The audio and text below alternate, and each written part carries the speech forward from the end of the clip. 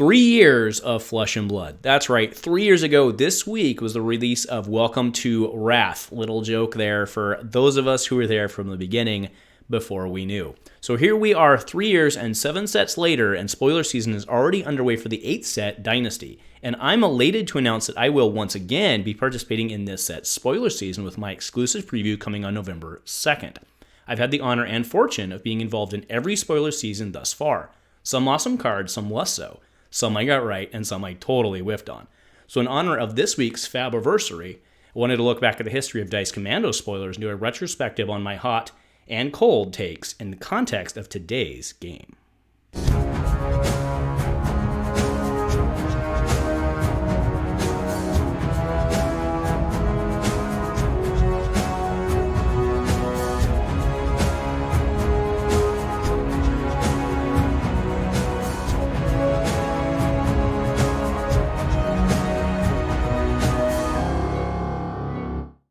A huge shout out to our channel members for supporting what we do here. If you want to get involved with the channel and the Dice Commando community, please consider joining as a channel member.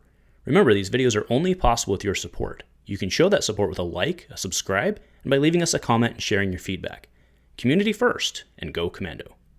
Hey there, Flesh and Blood folks, and welcome back to Dice Commando and Go Again, a fabulous cast. Now, a quick note as we get started, this is not a bait and switch. To be very clear here, my Dynasty spoiler is not today. To repeat, it is not in this episode, nor are there any hints.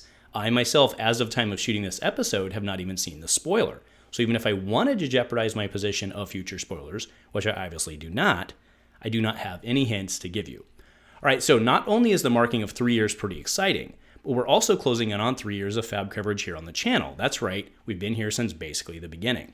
We were given a very nice shout out in the anniversary article by LSS, and I wanted to thank them for the opportunity to participate in that. Well done, folks, and congratulations on your 3-year run. Additionally, our good friends over at FaB-i-versary are also celebrating 3 years of Flesh and Blood with a cycle of free online armor events played as on-demand to not break any rules here, but also with a huge sale. 15% off all singles on the site, good through the end of the weekend, which is pretty huge as it puts many prices below that of TCG Player. So go check out FaB-i-versary, and when you do, please use the referral link in the description of this video, and I get a very small kickback from that to help me keep my cardboard addiction going. Thanks to Travis and FaB-i-versary, and congrats to him as well on 3 years of FaB through all of his various outlets. So today I wanted to celebrate the FaB-i-versary with a fun episode. We're going through the history of my spoilers that we've been given here on the channel, and that's right, doing it PTI style, as you can see over here.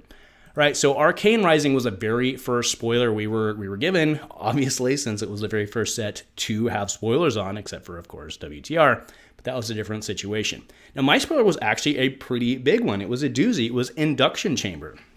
But if you go back and check out that video, Pachow, shout out if you know that reference, if you go back and look at that, I pretty much missed the mark on this one. The big thing being at the time, I didn't really comprehend the strength of the pistol not being a once per turn, right? At the time, most of the weapons were once per turn, and I just didn't make the connection at the time, right? So you consider this whole spoiler review a swing and the miss on the Induction Chamber, potentially one of the most powerful. I mean, if you really think about it in context of everything in today, like Induction Chambers, arguably one of the more powerful cards to come out of that set. Sure, you had doozies like C&C, Art of War, I'm not trying to trump those, but if you're really talking functional cards that kind of define the strength of an archetype, I mean, where would Dash really be without Induction Chamber? She'd probably be pretty much at Boosty Boost, and that would be about it. So yeah, whiffed on that one. My bad, but hey, we were all still very much learning the game at that point. In came Crucible of War. I had pretty much cemented myself as being a warrior and ranger lover at that point, and they knew that over at LSS, and they tossed me a set of ranger spoilers. So Increase the Tension was our set of spoilers for Crucible of War. This one I think we had in pretty good context. I said, it was pretty good for a pump at the time, but it was potentially strong, but I wasn't all that convinced at the time it was going to be super amazing, and I think that's held true, right? We've seen the, defense reactions can't be played from hand, defense reaction can't be played from arsenal. We've seen that string over and over come back for Ranger. Actually, we saw it come back in Everfest, I believe it was. Going on to Monarch, this one was a doozy. This one was also very exciting because this was the first time that I had been shipped the physical card by LSS. That was the first time, at least to my knowledge, that they had started. Actually, I do believe they did that to some people for Crucible of War. That might have only been for some of the bigger spoilers. Mine being just a common, I think wasn't included in that. But yeah, Hexagore the Death Hydra, we got the very first, or to my knowledge, the very first cold foil of that. Josh, the intern, had also joined us at the time. He was very big into Brute, so put that in the mail and shipped it off to him. And yeah, so we got Hexagore. It was pretty big. So obviously Hexagore, we weren't really sure where it was going to fall at the time because we didn't know what the set support would look like. In retrospective, Hexagore really hasn't made that many waves, but it's still really cool for the first time, bringing that Shadow Brute Flail to the forefront. All right, then came Tales of Aria. Now, the story on this one was that when we had to record these, we had not yet seen we actually didn't even know publicly that Runeblade was a thing. Now, when we got these, we're like, oh, okay, I guess the next character is going to be Runeblade. It was revealed at that point, which we knew about a week before the general public found out about that. So that was interesting, but we didn't know what Briar looked like. We had no idea.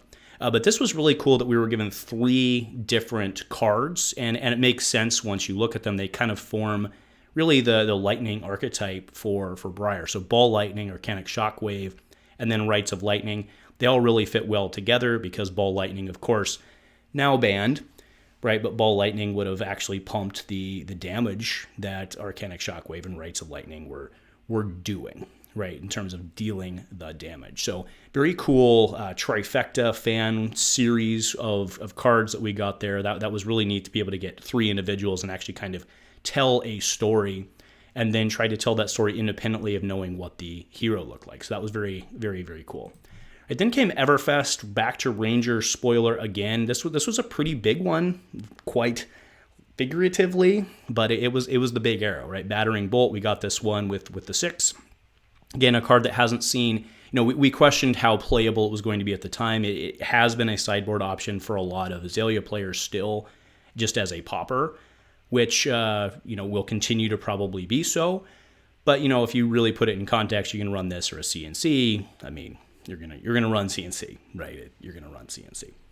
All right, and then came Uprising. This one is probably my most heartfelt, warming one that we've seen so far. I was very honored to be participating in the reveal of a token card. This was the first token we'd seen. Everybody wants the M's and stuff like that because, it's the big sexy, but being able to help reveal FaB-i's story was very, very awesome. All right, so we got this one very early. We had seen FaB-i well before we were able to shoot this, but we'd seen this before we knew who FaB-i was. So putting those pieces together and being able to put that in context was pretty awesome. We were unsure at the time because how early we had to shoot. We were unsure at the time really whether this was going to be good or not with Kodachis, because that's always a question you had to ask.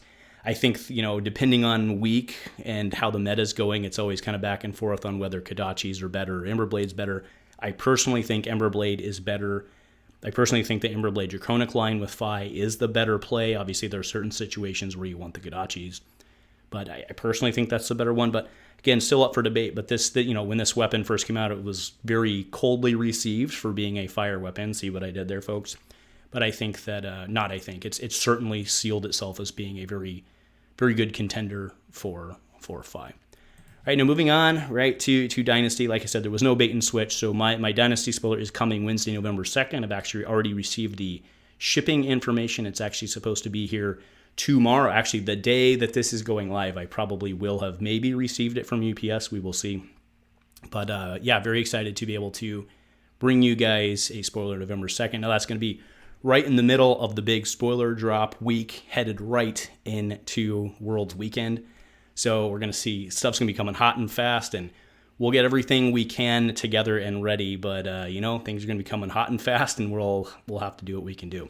But either way, we're going to be able to drop that, and we're going to see a lot of you guys at the Worlds Weekend. I'm very excited about it. So anyway, I just want to, again, congratulate LSS on 3 years, and congratulate all of you, right? We're all still here, whether you've been here since the beginning or whether you're just joining us.